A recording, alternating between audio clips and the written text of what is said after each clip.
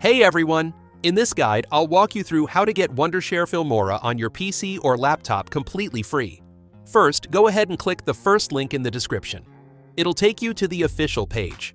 Once you're there, you'll notice 3 different options: individual, team, and business and education. If you're planning to use Filmora on just one device, go with the individual plan. For more than one device, the team and business option is the better choice.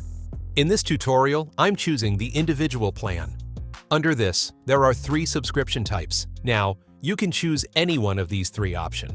The basic plan is a monthly subscription plan, the advanced plan is a yearly subscription plan, and the perpetual is a lifetime plan.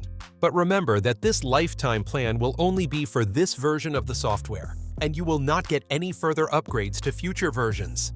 I am selecting the perpetual plan as it is a lifetime subscription, and even comes with a 30 days free trial. Next, choose your operating system, Windows or Mac OS, and hit Buy Nows.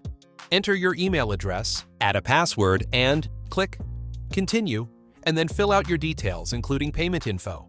Don't worry, your card won't be charged until the free trial ends.